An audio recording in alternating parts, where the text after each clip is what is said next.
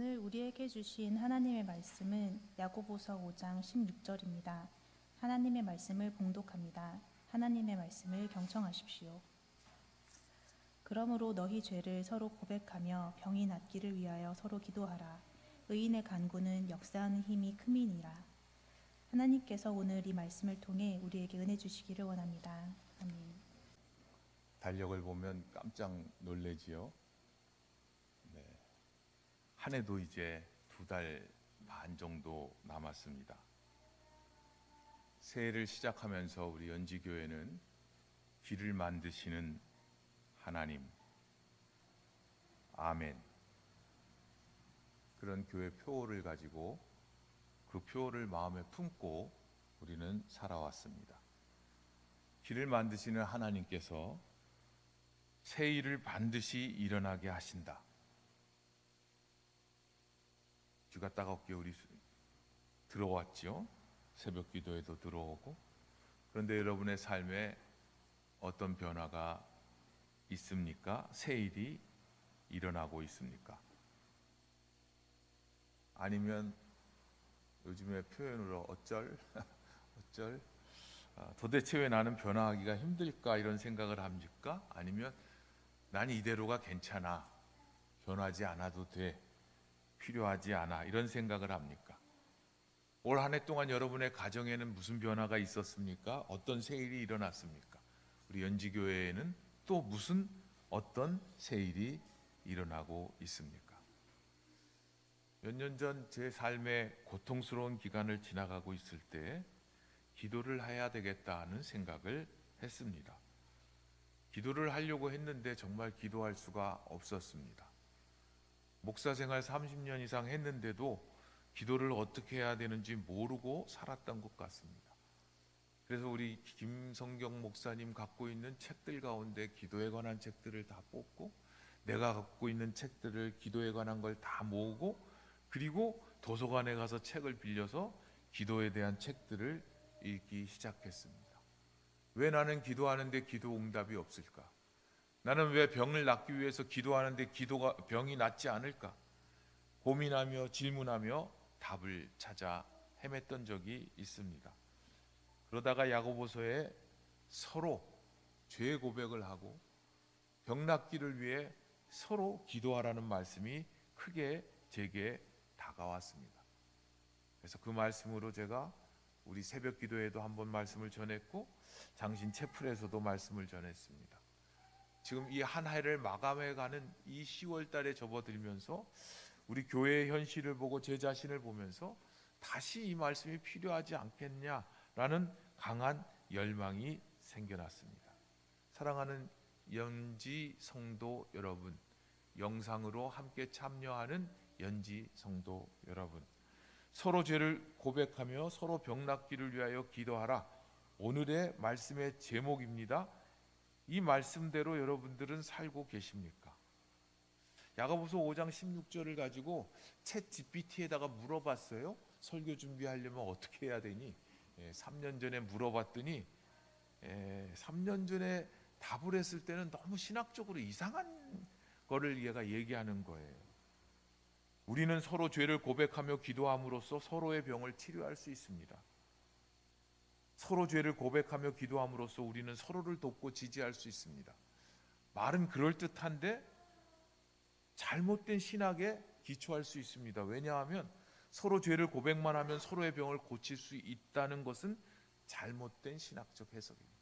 서로 죄를 고백하며 기도하는 것이 서로를 돕고 지지하는 것도 아닙니다.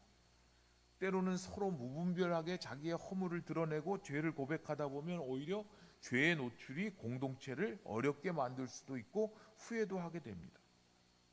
3년이 지나서 요번에 제가 에미나이한테 물었더니 얼마나 대답을 잘하는지. 3년 사이에 AI도 진짜 발전했어요. 설교 준비도 아무 이제 어려움이 없어요. 다다다닥 하면 30초면 아주 팍 나와요. 참 쉬운 세상이 됐죠.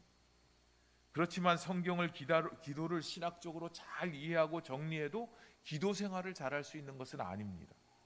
AI가 기도문을 아무리 잘 써줄지라도 대신 기도해 줄 수는 없습니다. 그렇게 신앙생활은 해야 하는 것입니다. 기도 생활도 해야 하는 것입니다. 믿음 생활도 해봐야 되는 것입니다. 성경 암송도 해야 됩니다. 기도는 죄를 고백하느냐 안 하느냐 이 실천보다 사실은 더 중요한 것이 있습니다. 그 중요한 것은 무엇이냐? 야고보의 말이 아니라 그 말이 하나님의 말씀이라는 것을 전제하는 것입니다. 하나님의 말씀이라는 것을 전제한다는 것은 우리의 기도의 대상이나 우리의 기도를 들으시는 하나님께서 이렇게 말씀하시는구나를 믿을 때 우리가 서로 병낫기를 위하여 기도하고 서로의 죄 고백을 위하여 기도하는 그것이 의미가 있는 것입니다. 그렇다면 우리는 어떻게 기도해야 됩니까? 기도를 할 때 우리는 아파야 기도하는 죄인들입니다. 아무리 돌아봐도 잘 될 때 기도하는 적이 거의 없어요. 안 될 때 주로 기도해요. 물론 잘 될 때 감사는 할 수 있지요. 우리 삶에 결핍이 있어야 비로소 하나님을 향하여 울부짖고 부르짖는 어리석은 존재입니다. 제가 예언하건대 반드시 여러분은 아플 것입니다. 제 예언은 100% 맞아요. 그리고 언젠간 병도 들 거예요. 그럴 때 우리가 많이 인용하는 성경 구절이 야고보서 5장입니다. 너희 중에 병든 자가 있느냐? 그는 교회의 장로들을 청할 것이요 그들은 주의 이름으로 기름을 바르며 그를 위하여 기도할지니라. 믿음의 기도는 병든 자를 구원하리니 주께서 그를 일으키시리라. 혹시 죄를 범하였을지라도 사하심을 받으리라. 이 말씀이 있고 나서 오늘 제가 본문으로 선택한 16절의 말씀이 있습니다. 여러분들은 병들었을 때 교회 목회자들을, 지도자들을 신방 요청을 하고 기도 부탁을 합니까? 아니면 아플 때 병원 가고 의사 선생님 만나고 약 먹고 치료만 합니까? 구태여 교회 지도자를 부를 필요가 있을까라고 생각할 수 있습니다. 오늘 말씀 가운데는 장로들, 목회자들은 예수님의 이름으로 아픈 이를 위하여 기도하며 기름을 바르라 이렇게 말씀합니다. 물론 당시에 기름을 바른다는 것은 위생적 행위로도 볼 수 있고 소독이나 예방적 차원으로도 볼 수 있지만 다윗에게 기름을 부어 그를 세운 것은 기름을 붓는 것은 거룩하게 구별되었다는 상징으로 본다면 하나님 앞에 거룩하게 구별해서 하나님의 사람을 위해서 기도한다는 것을 우리는 생각할 수 있습니다. 교회 지도자들이 함께 가서 기름을 바르고 구별해서 기도하면 하나님께서 함께 하시겠다는 하나님의 약속의 말씀입니다. 그래서 15절 말씀은 믿음의 기도는 병든 자를 구원하리니 주께서 그를 일으키시리라. 혹시 죄를 범하였을지라도 사하심을 받으리라. 하나님의 말씀입니다. 기도가 우리를 질병으로부터 치유하겠다. 병실에 누워 있다가도 일으켜 세우심을 받겠다. 죄를 지었을지라도 죄 사함을 받는 역사가 일어난다. 언제? 함께 기도할 때. 그렇게 약속을 합니다. 말씀 가운데 혹시 죄를 범하였을지라도라는 말씀은 모든 질병의 원인이 죄의 결과는 아니지만 그래도 우리가 생각해 볼 것이 몇 개 있습니다. 우리 가운데 때로는 우리의 죄로 인하여 병이 올 수 있습니다. 그때 교회 지도자들은, 장로들은, 목회자들은 가서 기도하고 하나님이 회복해 하여 주시기를 기다려야 한다는 것입니다. 또한 동시에 우리 가운데 어떤 사람들은 지금 당장 병이 펴지기 전에 해결해야 될 문제가 있다는 것을 가르쳐 줍니다. 그래서 오늘 본문 말씀 16절은 그러므로로 시작합니다. 이 문단의 결론적인 부분입니다. 우리는 아파야 결핍이 있어야 병이 들어야 기도하는 어리석은 존재이지만 우리의 아픔과 병은 우리를 부르시고 초청하시는 하나님께로 이끄시는 하나님의 부르심입니다. 그러므로 너희 죄를 서로 고백하며 병이 낫기를 위하여 서로 기도하라. 의인의 간구는 역사하는 힘이 큼이라. 교회 공동체는 서로를 위하여 기도하는 것입니다. 기도하면 병도 낫습니다. 아픈 분이 한 분도 없으니까 아멘 안 하죠. 아멘. 그 역사하는 힘이 큽니다. 그런데 우리는 기도하면서 기도의 응답을 믿지도 않고 기대하지도 않습니다. 몇 년 전 기도가 되지 않으며 기도를 하고 싶은데 기도가 되지 않고 어떻게 기도해야 될지 모를 때 기도 바구니를 만들었습니다. 내가 기도 제목을 적을 때마다 그 기도 바구니에다가 적어서 올려놨습니다. 그리고 오랫동안 잊어버리고 있었습니다.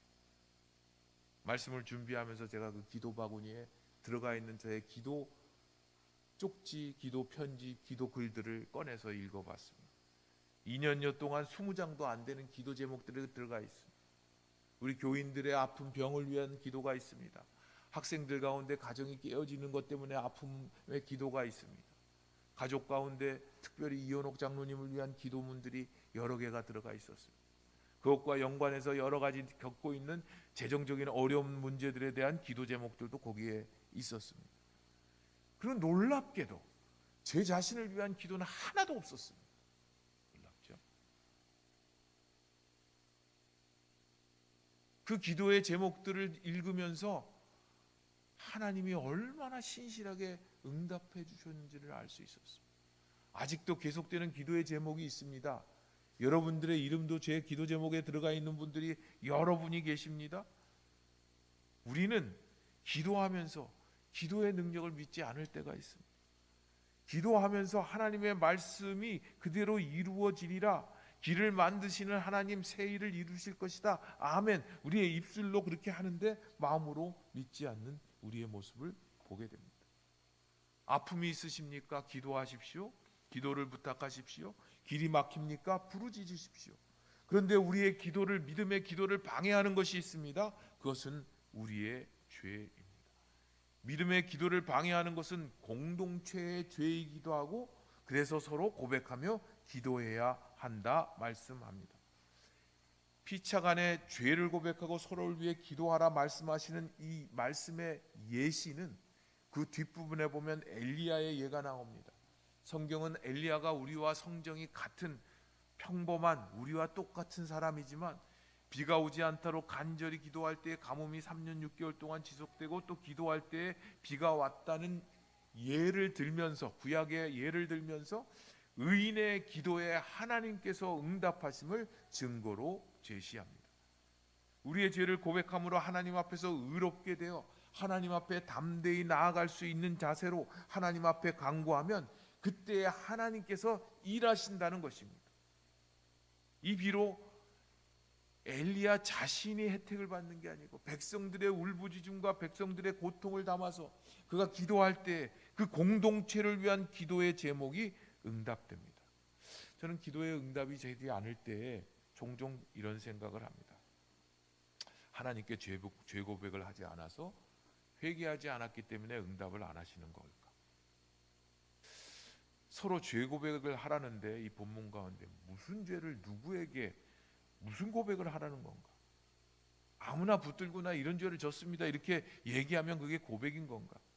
아니면 앞으로 나와서 공개적으로 나는 이런 죽일 놈입니다, 이런 죄를 졌습니다, 그러면 용서함을 받고 병이 낫는 것, 그것이 기도 응답인가? 저는 기도 응답이 되지 않을 때마다 여러 가지 생각들을 합니다. 저만 그렇습니까? 여러분은 어떤 생각을 합니까? 죄 고백만 하면 하나님의 기도에 응답을 받는 만능 열쇠입니까? 그렇게 생각합니까? 매번 기도할 때면 회개하라 하셨으니까 어렸을 적에 모든 죄를 다 기억합니다.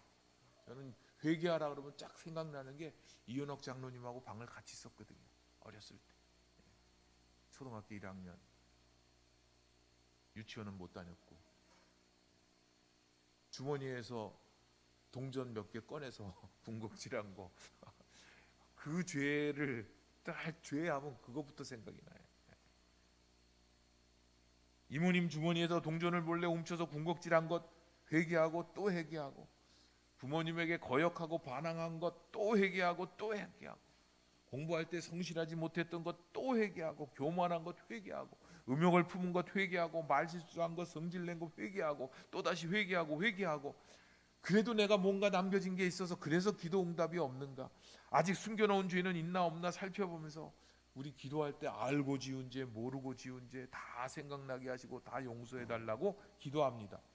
그래야만 하나님께서 우리의 기도를 응답해 주신다라고 생각하고 있을 때가 있습니다. 서로 죄를 고백하라 했는데 하나님께만 죄를 고백하고 사람들 앞에서 숨겨서 기도의 능력이 나타나지 않는가? 그리고 그래서 그 질병으로 내가 고통받는 것은 아닌가 괴로울 때도 있습니다. 야고보서에서 서로 죄를 고백하라 했을 때 이 죄는 물론 모든 죄입니다. 하나님 앞에서 지은 죄입니다. 모든 죄는 하나님 앞에서 지은 것입니다. 요셉이 보디발의 아내의 유혹을 뿌리치면서 이렇게 이야기합니다. 내가 어찌 이 큰 악을 행하여 하나님께 죄를 지으리이까? 성범죄는 윤리적 죄입니다. 또 실정법을 어기는 불륜의 죄도 있을 수 있습니다. 그런데 첫 번째는 하나님 앞에서의 죄입니다. 종교 개혁자들의 가장 중요한 모토, 신앙 모토는, 특별히 마틴 루터의 모토는 코람데오, 하나님 앞에서라는 것입니다. 하나님 앞에서 내 자신을 살펴볼 때 내가 죄인이고, 하나님 앞에서 내가 지은 죄, 사람 앞에 지은 게 아니라 하나님 앞에서 지은 것이고, 그래서 본문 말씀은 그리스도를 향한 것입니다. 그런데 그리스도인들을 향한 것인데, 그리스도인이 됐다는 것은 이미 우리의 모든 죄로부터 구원을 받은 상태에 있는 사람들입니다. 야고보서에 나와 등장하고 있는 이 사람들은 그리스도인들을 향한 것인데, 구원을 위한 근본적 죄의 회개를, 죄의 고백을 말하고 있는 것은 아닙니다. 로마서 3장 23절부터 보면 모든 사람이 죄를 범하였으며 하나님의 영광에 이르지 못하더니 그리스도 예수 안에 있는 속량으로 말미암아 하나님의 은혜로 값없이 의롭다 하심을 얻은 자 되었느니라. 이 예수를 하나님이 그의 피로써 믿음으로 말미암는 화목제물로 세우셨으니 이는 하나님께서 길이 참으시는 중에 전에 지은 죄를 간과하심으로 자기의 의로우심을 나타내려 하십니다. 모든 사람이 죄를 범하였습니다. 하나님 앞에서 죄인입니다. 하나님의 기준에, 하나님의 영광에 이르지 못합니다. 그런데 예수 그리스도 안에서 죄의 값을 치릅니다. 속량을 합니다. 그래서 하나님의 은혜로 우리가 하나님의 은혜의 자리 앞에 나아갈 수 있도록 의롭게 되어졌습니다. 예수 그리스도의 피로 하나님과 우리 사이에 막혔던 담을 어시고 화목제물로 죽으심으로 우리가 지은 모든 죄를 다 간과하셨다, 다 용서하셨다는 것입니다. 그러므로 이 죄는, 서로 공동체 안에서의 고백하라는 이 죄는 우리의 개인적으로 구원에 관한 죄의 고백이 아니고 공동체의 하나님을 믿고 하나님 앞으로 나아가는 것을 방해하는 공동체의 죄를 회개하라는 것입니다. 고해 성사실 가서 칸막이 앞에서 성직자에게 고백하라는 그런 뜻이 아닙니다. 무분별하게 자신의 잘못된 것들을 마구 쏟아내라는 것도 아닙니다. 교회 공동체 안에서 뇌죄, 개인적인 죄를 넘어서 하나님 앞에서 지은 우리 공동체의 죄, 너희들의 죄를 서로 고백하라는 것입니다. 물론 개인적으로 잘못한 것 죄 고백해야 됩니다. 또 잘못한 것에 대해서 보상도 해야 됩니다. 사실 우리가 베풀 수 있다면, 우리가 베풀 수 있는 것이 있다면 그는 은혜인 거죠. 요즘에 또 교회 시즌이 돼가지고 제자들 가운데 여러 사람들이 추천서를 써달라고 와요. 그럼 제가 하는 말이 있어요. 내 추천서는 통하지가 않는다. 내가 써서 추천한 교회에 간 적이 별로 없다. 그래도 교수님이 써주시면 좋겠습니다. 그래서 할 수 없이 쓰는데 몇 장 쓰다 보면 되지도 않는데 왜 자꾸 나한테 오나, 은퇴한 교수한테 못 들어오나. 근데 돌이켜보면 그 학생에게는 제가 어떻게 보면 유일하게 추천서를 써줄 수 있는 사람인지도 몰라요. 나에게 추천서를 써달라고 하는 그것 하나님의 은혜죠. 내가 능력이 있어서가 아니고 내가 베풀 수 있는 자리에 나를 세워주셨기 때문에 내가 그거를 대가를 바라고 추천서를 쓰는 게 아니죠. 너 되면은 11절 나한테 갖다 바쳐라, 그러는 게 아니잖아요. 자녀들에게 우리가 키우는 수고와 노력을 하지만 그 자녀들 키워서 덕봐갖고 얘가 대박을 내서 얘한테 내가 노후를 책임지게 하겠다, 그런 마음으로 자녀를 키우지 않습니다.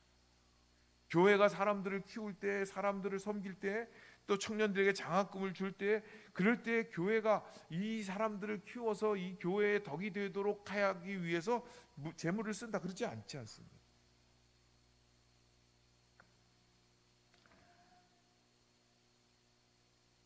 우리 연지교회 섬기면서 잊지 못할 여러 가지 기억들이 있지만, 몇 년 전에 저희가 이 지하 식당에서 밥을 해서 먹을 때, 지금은 우리가 여기서 먹지만 예배가 끝나고 식사를 하고 있는데 한 청년이 찾아왔어요. 제가 그때는 교회를 잠시 우리 정재우 목사님이 담임을 하다가 그만 3년 하다가 떠나신, 그때도 제가 협동 목사로 있긴 했지만 교회에 뜨문뜨문 나와서 잘 못 보던 어떤 청년이 교회를 찾아왔어요. 옷을 잘 입고. 그러더니 목사님 헌금합니다 그러면서 봉투를 하나 이렇게 내놨어요.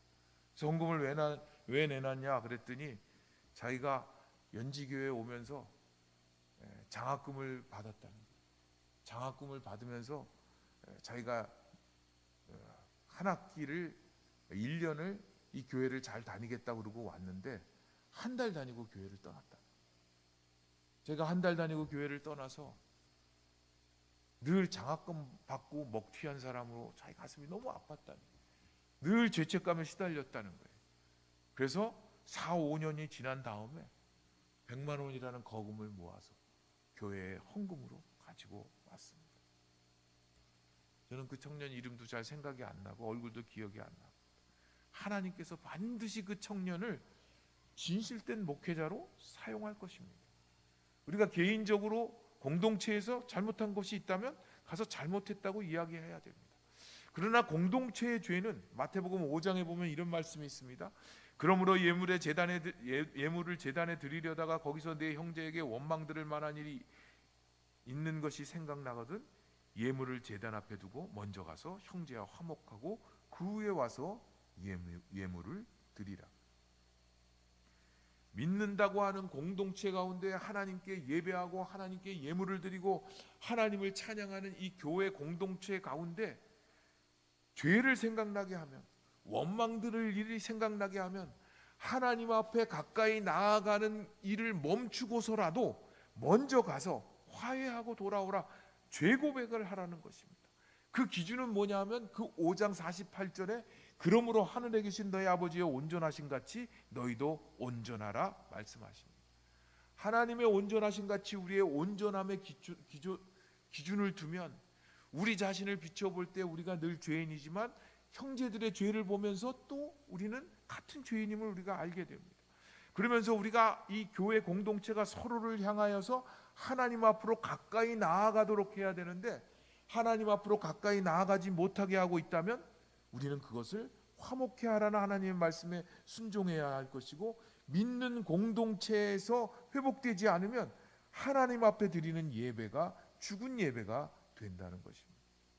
마태복음 6장 12절 말씀, 우리가 우리에게 죄 지은 자를 사하여 준 것 같이 우리 죄를 사하여 주옵시고, 예수님께서 우리에게 가르쳐 주신 기도문입니다.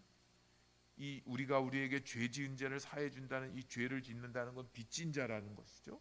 빚진 것은 갚을 것이 있다는 것이죠. 예수님께 1만 달란트 빚진 자와 100다니론 빚진 자의 비유도 마찬가지죠. 지금이나 그때나 돈으로 이 이야기를 하면 우리의 쏙쏙 들어오잖아요. 대출을 받고 마이너스 통장을 갖고 보면 빚진 자의 삶이 얼마나 위태로운 것인지 알게 되잖아요. 핸드폰 새로 바꿔서 공짜로 받았다 그러지만 계속 새로운 기기값이 5만 원씩 계속 나가잖아요. 빚진 거죠. 그거. 죄를 고백하는 것의 핵심은 준 것과 받은 것, 빚진 것이 죄입니다. 돈을 꾸고 갚지 않은 것 반드시 갚아야 할 것입니다. 모든 사람에게 잘못한 모든 죄를 용서해 주십시오라고 한 번에 얘기하는 것이 아니라 공동체 안에서 잘못된 것은 죄 고백을 해야 됩니다. 여러분, 건강하길 위해서 아파서 눈물을 흘리며 치유를 위해 기도해 본 적이 있습니까? 병으로 고통받아서 통증으로 잠 못 이룬 적은 있습니까? 아니 몸은 멀쩡한데 마음과 정신이 병들고 피폐해져서 살아갈 힘도 없어지고 우울감, 무력감으로 의미를 상실한 채 어찌할 바를 모른 적은 없습니까?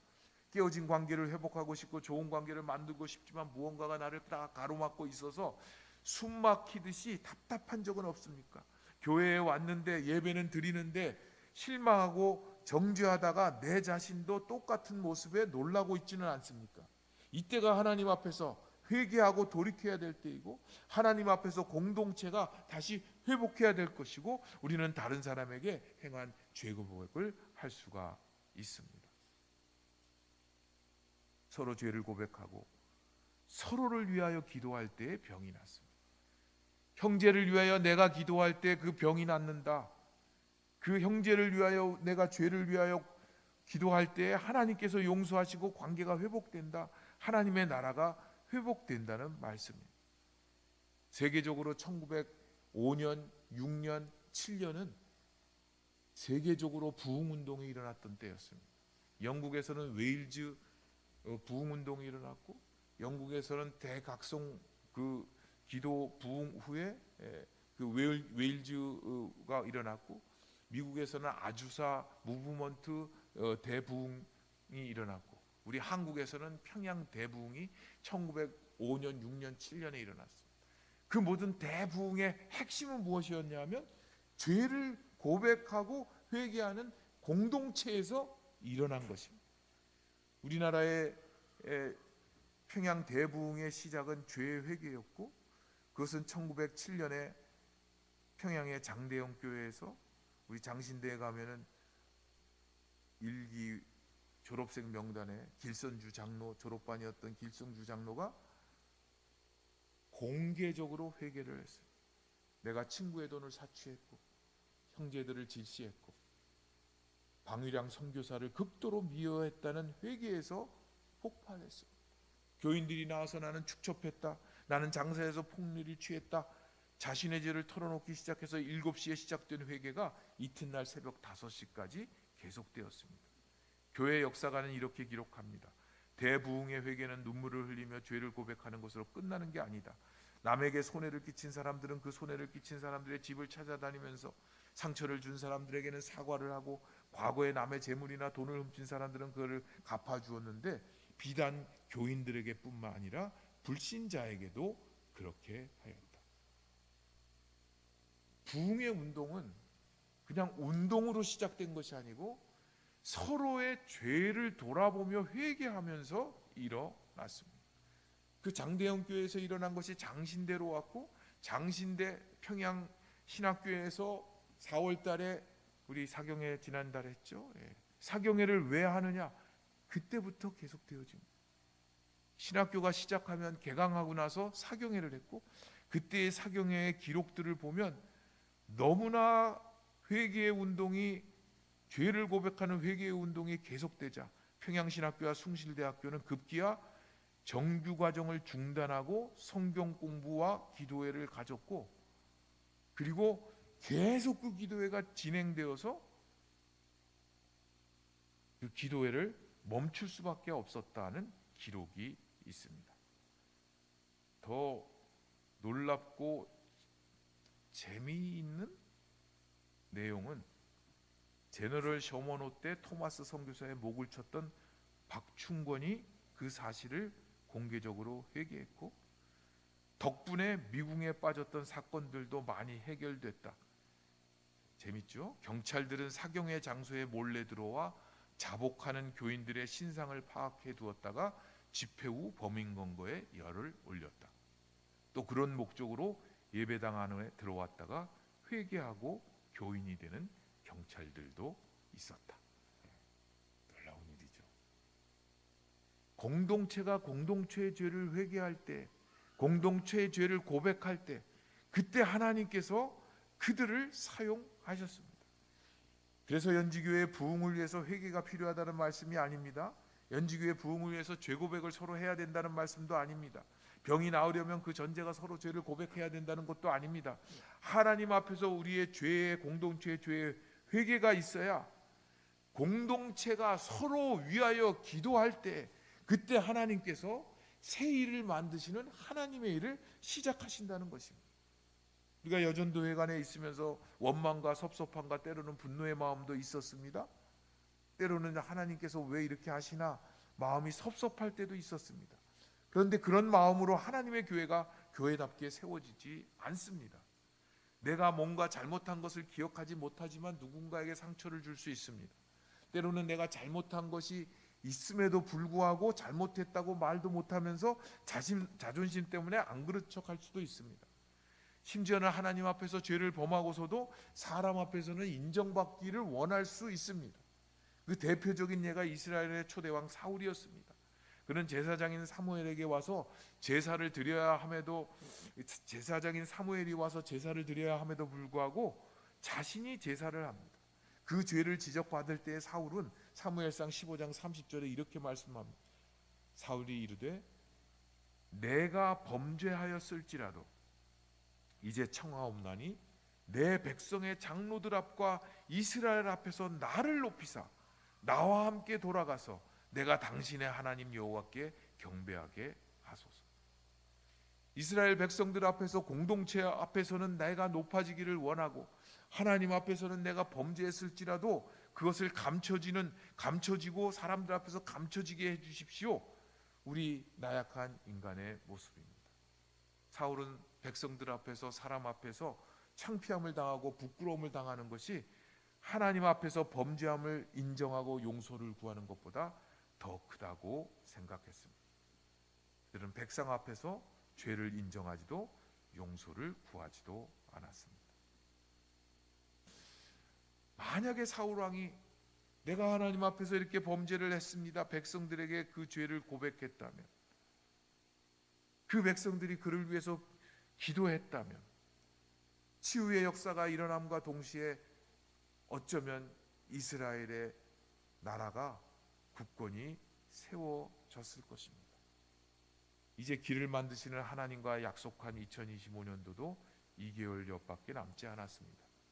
남은 기간은 하나님 앞에서 우리 공동체가 아프게 한 것이 있거나 서로를 위해서 기도하지 못한 게 있다면 서로의 기도의 제목을 나누고 서로를 위하여 다시 기도하고 그리고 다시 일어서야 할 시기입니다.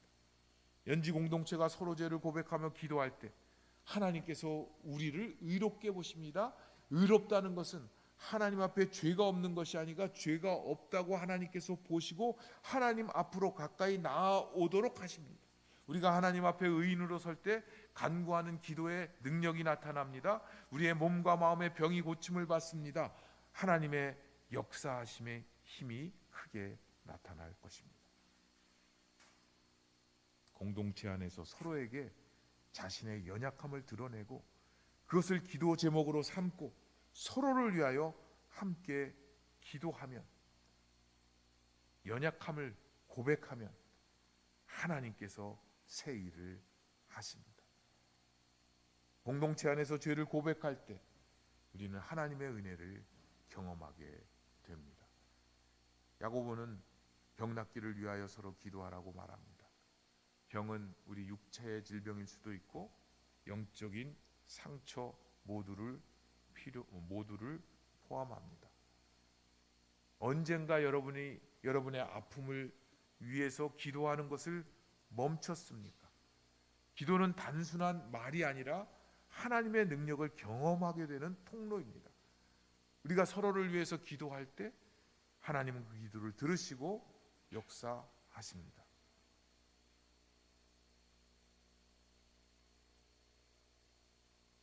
하나님의 놀라운 일을 이루십니다.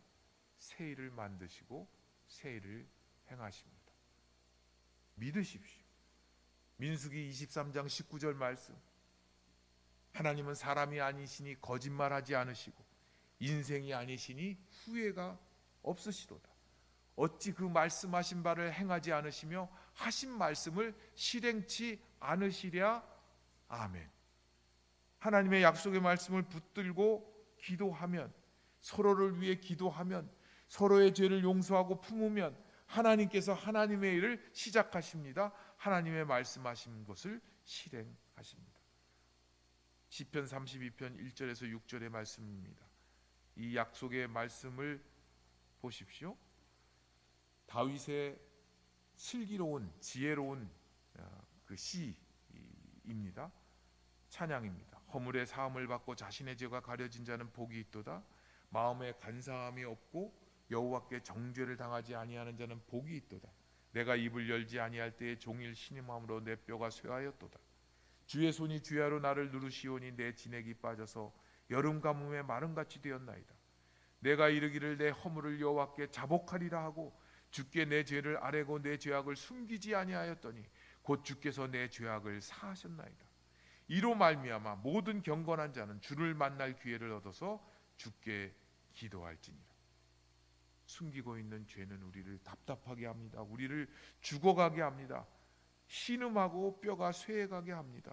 그런데 내 허물을, 내 죄를, 내 공동체의 죄를 하나님 앞에 자복하겠다, 그 죄를 아뢰고 나니까 숨기지 아니하였더니 주께서 나의 죄악을 사하시고 우리 모든 경건한 자들이 주를 만날 기회를 얻게 된다라고 말씀합니다. 오늘 예배 설교 후에 부를 찬송은 존 뉴턴 목사의 작사한 어메이징 그레이스입니다. 영국 성공의 성직자이자 찬송가도 많이 지었어요. 런던에 그의 무덤이 있다고 하는데 그의 생전에 자신의 묘비에 다음과 같은 문구를 남기길 원했다고 합니다. 영어로 읽어야 되는데 영어로 안 읽고 한글 번역으로 보겠습니다. 존 뉴턴, 성직자, 한때 불신자이자 방탕자였으며 아프리카에서 노예의 종으로 살았던 자. 그러나 주 예수 그리스도의 풍성한 자비로 인해 보호받고 회복되고 용서받아 그가 오랫동안 파괴하려 했던 믿음을 전파하도록 부름을 받았다. 우리는 존 뉴턴에 대해서 잘 알고 있고 많이 들었죠. 그의 어머니가 늘 찬송가를 가르쳐주고 그리고 성경을 읽어주고 그리고 소요리 문답, 신앙의 기본 핵심을 가르쳐주고 그랬는데 어머니가 7살 때 돌아가시고 아버지가 선원이었는데 배 타는 사람이었는데 그래서 아버지를 따라 배를 타고 다니기 시작하면서 그가 군대에 갔다가 탈영도 해서 감옥에 갇혀 있기도 하고 그리고 배에서 사슬에 묶여서 노예처럼 자신도 지내다가 노예선의 선장이 되고 그래서 노예들을 무역하는 일을 했던 사람이었습니다. 그가 노예를 다 팔고 돌아오던 때 큰 풍랑을 만나게 되었고 그 풍랑 가운데 어머니의 기도를, 어머니의 성경 말씀을 기억하고 주님 내게 자비를 베풀어 주십시오 하면서 밤새도록 그 배에 들어온 물을 퍼내고 그리고 성경을 읽다가 그 성경이 누가복음 11장 13절이라고 그러죠. 너희가 악할지라도 좋은 것을 자식에게 줄 줄 알거든 하물며 너희 하늘 아버지께서 구하는 자에게 성령을 주시지 않겠느냐. 그 말씀에 큰 은혜를 받고 회심을 경험합니다. 그런데 놀라운 일은 그가 회심하고 그리스도인이 됐다고 하지만 그리스도인이 아닌 듯이 살았어요. 계속 노예선을 탔습니다. 제가 이번에 스코틀랜드 장로교 탐방을 하면서 그 리버풀이라는 곳에 갔거든요. 리버풀 그러면 비틀즈의 고향이라고 보통 생각해서 비틀즈를 찬양하는 것들이 참 많은데 거기에 노예 무역 박물관이에요. 한때는 이 아프리카의 노예들을 89%를 거기서 노예 무역선들이 나가고 했다는 거예요. 이 존 뉴턴이 그 풍랑 속에 죽음 가운데 주님을 만났지만 그를 지도해 줄 사람도 그와 함께 신앙을 교제해야 할 사람도 없었습니다. 7년 동안 그가 히브리어를 공부하고 스스로 혼자서 라틴어를 공부하고 헬라어를 공부하고 신학 공부를 혼자서 했지만 여전히 그 일을 하다가 이 리버풀에서 와서 그때 조지 핏필드라는 복음 전도자를 7년 후에만 그를 찾아다니면서 말씀을 배우기 시작합니다. 그러면서 그가 그 모든 노예 무역에 관한 것을 떠나서 하나님의 종으로 나서게 됩니다. 한 사람이 하나님의 말씀의 은혜를 받고 변화가 일어나고 그리고 주님을 따르고자 하는 회개하는 그런 회심의 순간을 맞았다 하더라도 그가 신앙인으로서 성장하고 신앙으로서 자라기 위해서는 그를 만나주고 그와 함께 교제하고 그를 지도하는 사람들이 있었어야 되는 것입니다. 그 사람을 만나는데 7년이 걸렸어요. 그는 말년에 기억력이 쇠퇴해가고 점점 노쇠해 갈 때에 그럼에도 불구하고 그가 늘 입버릇처럼 되뇌이던 말이 있다고 합니다. 다른 것은 다 잊어도 내가 죄인이었던 것과 죄에서 구원받는 것은 결코 잊어버리지 않는다. 영국 사람들에 대한 많은 말들이 있지만 그럼에도 불구하고 그들이 노예 무역 박물관을 만든 것은 그것을 잊지 말고 우리 조상들의 죄를 잊지 말고 기억하고 우리는 다시는 그런 일을 답습하지 말자. 그리고 우리가 이들에게 빚진 것을 되갚지 않은 것을 상기하고 잊어버리지 않기 위해서 노예 무역 박물관을 만든 것입니다. 우리는 우리의 죄를 우리의 잘못을 숨기고 가리고 허물을 덮고 그래서 넘어가려고 하지만 거기에는 진정한 하나님의 역사가 일어나지 않습니다. 우리가 하나님 앞에서 용서받은 것과 내가 죄인인 것과 공동체의 죄를 기억하고 잊지 않고 그리고 거기서 돌이키고 그래서 공동체가 함께 기도할 때 서로를 위하여 기도할 때 그때 하나님께서 새 일을 이루십니다. 제가 지난 새벽 기도에 기도문을 올렸는데 선교사님의 이름 두 분의 이름이 틀렸어요. 지워버리고 싶으면 지워버릴 수가 없어요. 근데 여러분 새벽 기도 참여하셨는지 모르겠는데 그 설교 새벽 기도의 본문이 승리의 새 이름이었거든요. 그래서 제가 새 이름을 선교사님들 새 이름을 줬어. 그거를 누가 발견해가지고 저한테 그거 틀렸다. 누가 그걸 가르쳐 줬겠어요? 제 아내가 가르쳐 줬죠. 그래서 제가 확인해 봤어요. 두 번을 다 이름을 틀렸더라. 그 전에 새벽 기도에도 그 전에 새벽 기도. 승리의 새 이름으로. 왜 이름이 틀려요? 그 성도를 붙들고 기도하지 않기 때문이에요. 그 사람을 위해서 기도하고 그 이름을 부른다면 서로 남을 위해 기도할 때 내 병이 낫고 그의 병이 낫고 내 죄를 위해서 그가 기도하고 그가 중보할 때 내 죄가 사함을 받고 내가 새로워진다는 거예요. 고백과 기도로 회복되는 연지 공동체, 고백과 기도로 새 길을 만드시는 하나님을 만나는 연지 공동체. 사랑하는 성도 여러분, 오늘 말씀을 통해서 우리는 세 가지를 배울 수 있습니다. 공동체의 죄를 고백하는 용기가 필요합니다. 서로를 위한 기도의 능력을 맛보아 알게 되고 의인의 강구가 가진 역사하는 힘을 체험하게 되기를 기도하십시오. 우리 공동체가 서로에게 진실하며 서로를 위해 기도할 때 하나님은 그 가운데 놀라운 회복과 치유와 그리고 새 일을 시작하십니다. 이제 우리도 서로에게 마음을 열고 함께 기도하는 연지 공동체가 되기를 소망합니다. 우리의 연약함을 아시는 아버지 하나님, 그래서 우리에게 이 공동체를 허락해 주셨사오니 서로의 아픔을 위하여 기도하는 공동체가 되게 하시고 서로의 허물과 죄를 품고 기도하는 사람들이 일어나서 이 연지교회가 하나님께서 새 일을 만들어 가시는 그 일을 경험하고 높이는 귀한 역사 일어나게 하여 주시옵소서. 의인의 간구하는 기도는 역사하는 힘이 크다. 하나님께서 약속하셨사오니 우리가 하나님 앞에서 예수 그리스도를 힘입어 의인으로 공동체를 품고 기도함으로 하나님의 교회를 세워가며 성도들을 세워가며 내 삶에 하나님께서 살아계심이 증거되는 귀한 역사가 일어나게 하여 주시옵소서. 예수님의 이름으로 기도합니다. 아멘.